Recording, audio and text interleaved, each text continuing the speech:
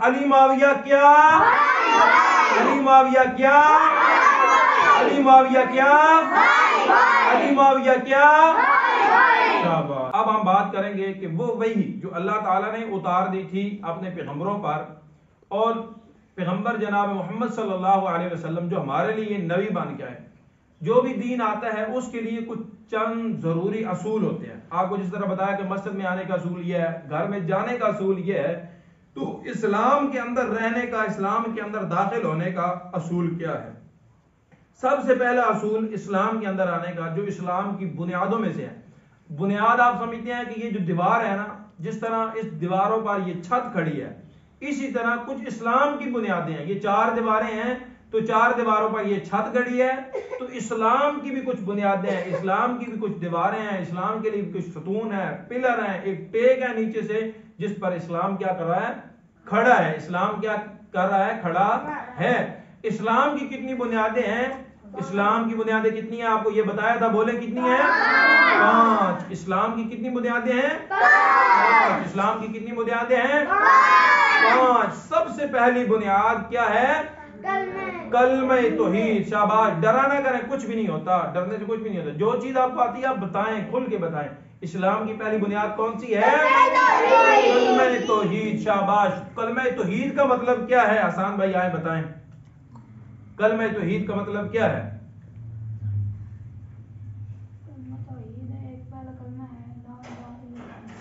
ہاں، اس کا مطلب معنی کیا ہے؟ اس کا مطلب ہے کہ اللہ ایک اور اس کا کوئی شریک نہیں۔ ہاں، اور ہاں آپ آگے تشریح کریں اس کی، اسی کلمے کی آپ تشریح کریں کہ کلمہ توحید سے کیا مراد ہے، ہم نے کس چیز کا ایمان لانا ہے تو ہم اسلام کے اندر سامنے آپ دیکھیں تاکہ ہمارے بھائیوں کو پتہ چلے۔ جی، اللہ تعالیٰ ایک ہے اور نبی حضرت محمد صلی اللہ علیہ وسلم اللہ تعالیٰ کے سچے رسول اور آخری پیغمبر۔ شاباش، بیٹھیں۔ تو کیا پتہ چلا کلمہ توحید کا کیا مطلب ہے؟ کہ اللہ تعالیٰ ایک ہے اور اس کا کوئی شریک نہیں ہے، اور اس کا کوئی شریک نہیں ہے، اور پیغمبر جناب محمد صلی اللہ علیہ وسلم اللہ تعالیٰ کے آخری رسول ہیں، اللہ تعالیٰ کے آخری رسول ہیں۔ پیغمبر صلی اللہ علیہ وسلم اللہ تعالیٰ کے آخری رسول ہیں۔ تو اسلام کی پہلی بنیاد کیا ہے؟ کلمہ توحید۔ اسلام کی پہلی بنیاد کون سی ہے؟ کلمہ توحید۔ اسلام کی دوسری بنیاد کون سی ہے؟ نماز۔ اسلام کی دوسری بنیاد کون سی ہے؟ نماز۔ آ جائیں شیان صاحب، آپ ہی آ جائیں، ادھر آ جائیں۔ تو ایک مسلمان مرد اور عورت پر دن اور رات کے اس وقت کے اندر کتنی نمازیں فرض ہیں؟ 5 نمازیں فرض ہیں۔ شاباش، آپ بیٹھیں۔ تو ایک مرد اور عورت پر دن کے اندر کتنی نمازیں بچوں فرض ہیں؟ 5۔ کتنی نمازیں فرض ہیں؟ 5۔ کتنی نمازیں فرض ہیں؟ 5۔ اچھا، یہ شاباش جائیں۔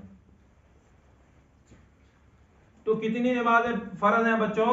5۔ کتنی نمازیں فرض ہیں؟ 5۔ کتنی نمازیں فرض ہیں؟ 5۔ یہ ہر مسلمان مرد اور عورت پر، بوڑھے پر، اور جب بچہ 7 سال کو ہو جائے، نبی پاک صلی اللہ علیہ وسلم نے فرمایا کہ اس وقت ان کو نماز کا حکم دو، اور اس کے بعد 10 سال کا ہو جائے، نہیں پڑتا تو کان پھاڑ کے مسجد اندر لے کے آؤ، انہوں مارو، انہوں ڈانٹو کہ وہ مسجد کے اندر آ جائے۔ تو اس لیے آپ اتنے اچھے بن جائیں کہ آپ کو خود بخود نماز کی فکر ہونی چاہیے، آپ خود بخود مسجد کے اندر آئیں۔ تو لہٰذا اسلام کی پہلی بنیاد کون سی تھی؟ کلمہ توحید۔ دوسری بنیاد کون سی تھی؟ نماز۔ تیسری بنیاد اسلام کی کون ہے؟ زکوٰۃ۔ ٹھیک ہے، ان کی ترتیب آگے پیچھے بھی آپ کر سکتے ہیں۔ تیسری بنیاد جو ہے وہ زکوٰۃ ہے، اس کے بعد چوتھی بنیاد کیا ہے؟ روزہ۔ زکوٰۃ اللہ تعالیٰ نے جو مال آپ کو دیا ہے اس پر وہ سال گزرنے کے بعد اس کی ایک مدت مقرر ہے، سال کے بعد آپ نے وہ کیا کرنی ہے؟ اللہ تعالیٰ کے راستے کے اندر وہ حصہ اللہ کا نکالنا ہے، غریب مساکین کا وہ حصہ آپ نے نکالنا ہے۔ اس کے بعد کیا ہوتا ہے؟ چوتھے نمبر پر کیا آ جاتا ہے؟ دوسرے چوتھے نمبر پر کیا آ جاتا ہے؟ ہاں، روزے، رمضان المبارک کے روزے۔ تو بعض اوقات وہ 29 ہوتے ہیں، بعض اوقات وہ کیا ہوتے ہیں؟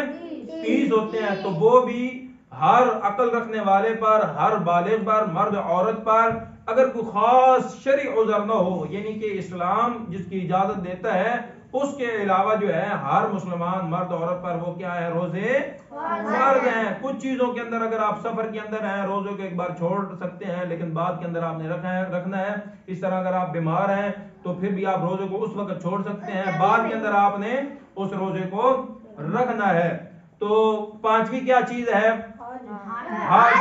حج کا کیا مطلب ہوتا ہے؟ کوئی بات یہ سمجھا سکتا ہے؟ آپ میں سے ہاتھ کھڑا کریں جو سمجھا سکتا ہے۔ حج کا کیا مطلب ہے؟ کس کو پتہ ہے؟ حج کرنے لوگ کیوں جاتے ہیں وہاں پر؟ ایک تو ہو گیا کہ بیت اللہ کی زیارت کرنے، اللہ تعالیٰ کے گھر کی زیارت ہو گئی، اور وہاں پر کیا کام کرتے ہیں حج میں؟ کسی کو پتہ ہے جو اہم کام ہوتا ہے حج کے اندر یا عمرہ کے اندر؟ آپ کو نہیں پتا؟ چکر لگانا ہے، بیت اللہ کا طواف کرنا۔ اللہ تعالیٰ کو جو گھر ہے، قبلہ ہے جو مسلمانوں کا، جس کی طرف ہم منہ کر کے نماز پڑھتے ہیں، تو اللہ تعالیٰ نے حج کو مقرر کیا ہے، اور ہم بیت اللہ کا کیا کریں گے؟ طواف کریں گے، بیت اللہ کا طواف کریں گے۔ 7 چکر لگانے ہوتے ہیں۔ کتنے چکر لگانے ہوتے ہیں؟ 7 چکر لگانے ہوتے ہیں۔ تو مسلمانوں کا حج کدھر ہوتا ہے؟ بیت اللہ کے اندر۔ مسلمانوں کا حج کدھر ہوتا ہے؟ بیت اللہ کے اندر۔ تو پاکستان کے اندر اگر کوئی کہے کہ یہاں پر حج ہوتا ہے، یہاں پر حج ہوتا نہیں، یہاں پر حج ہوتا، درباروں مزاروں پر حج ہوتا، قبروں کا طواف کرنے سے حج ہوتا، بلکہ وہ اللہ کے ساتھ کیا ہوتا ہے؟ شرک۔ وہ کیا ہوتا ہے؟ وہ کیا ہوتا ہے؟ وہ کیا ہوتا ہے؟ وہ کیا ہوتا ہے؟ وہ کیا ہوتا ہے؟ وہ کیا ہوتا ہے؟ شرک۔ تو مسلمانوں کا حج کہاں ہوتا ہے؟ ہاں، بیت اللہ کے اندر۔ یہ کیا تھی؟ اسلام کی بنیادیں، اسلام کی بنیادیں۔ پھر انشاءاللہ تعالی ہم آپ کے سامنے جو ہے وہ کسی وقت ڈسکس کریں گے ایمان کی بنیادیں کون سی ہیں۔ اللہ پر، اس کے فرشتوں پر اور اس کے رسولوں پر ایمان لے کے آنا، اور اس کی جو کتابیں ہیں جو اس نے نازل کی ہیں، تورات، زبور، انجیل یا دیگر صحیفے اور قرآن پاک، ان پر ایمان لے کے آنا۔ تو اس کے ساتھ ساتھ آخرت کے دن پر ایمان لے کے آنا، اچھی اور بری تقدیر پر ایمان لے کے آنا۔ کس پر ایمان لے کے آنا؟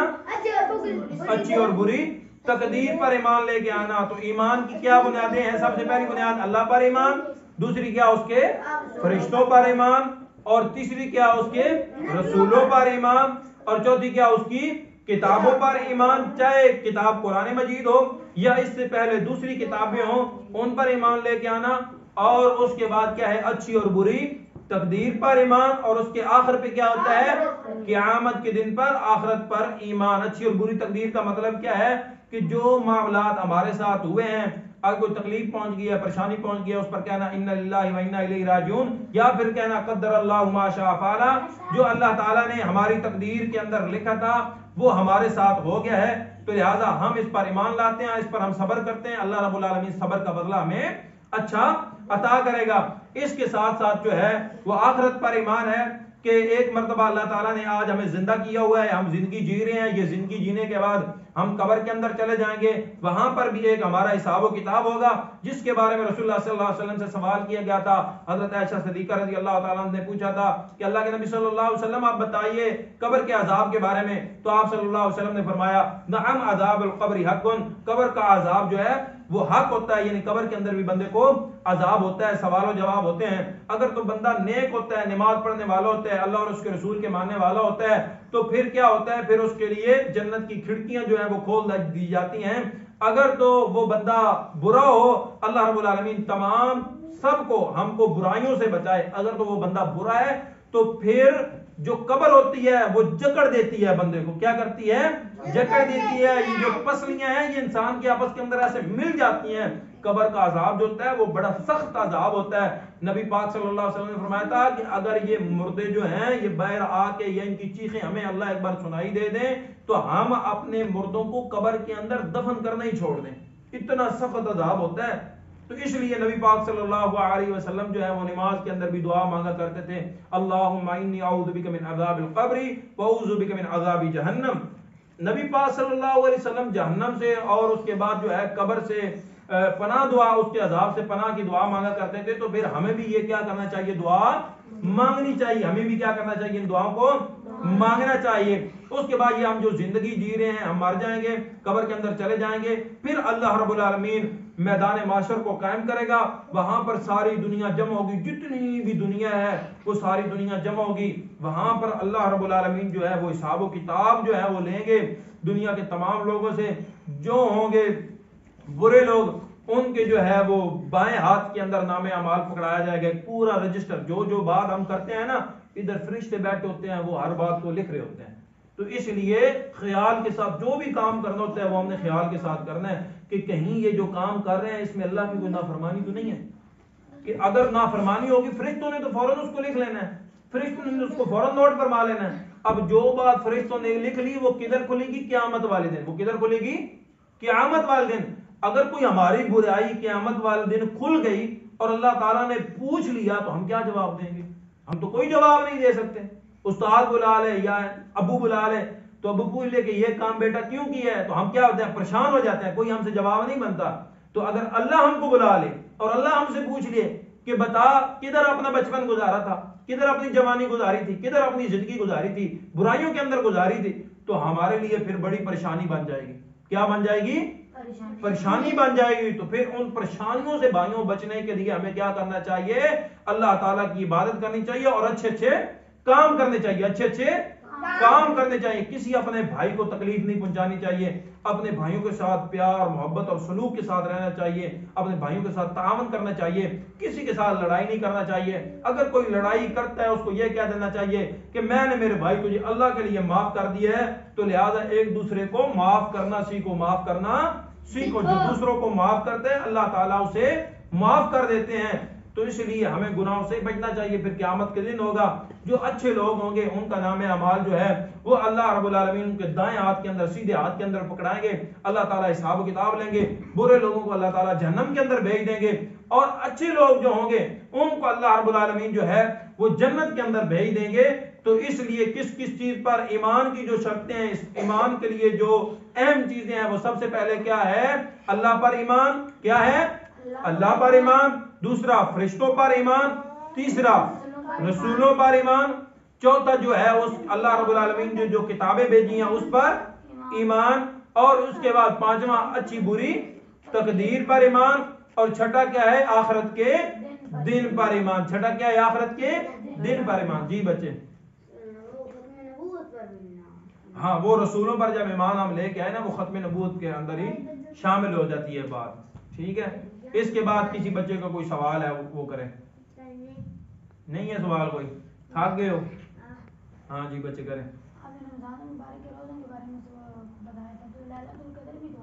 ہاں وہ رمضان المبارک کے روزوں کے اندر ہی آ جاتے ہیں، کچھ چیزیں ایسی ہوتی ہیں وہ آپ کو جو ہے نا تھوڑی سا کر کے مختصر کر کے بتائی ہیں، وہ پھر رمضان المبارک کے اندر وہ ایک علیحدہ سے موضوع ڈسکس ہوگا انشاءاللہ تعالیٰ، ہم اس کے حوالے سے بھی بات کریں گے کہ رمضان المبارک کے اندر کرنے والے کام کون سے ہوتے ہیں، کون سے ہمیں کام کرنے چاہیے، انشاءاللہ تعالیٰ وہ بھی ساری باتیں ہم ڈسکس کریں گے۔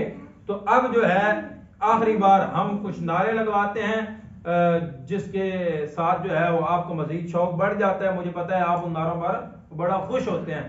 تو سب سے پہلے نعرے تکبیر اللہ اکبر، نعرے تکبیر اللہ اکبر، ختم نبوت زندہ باد، ختم نبوت زندہ باد۔ اللہ کہاں ہے؟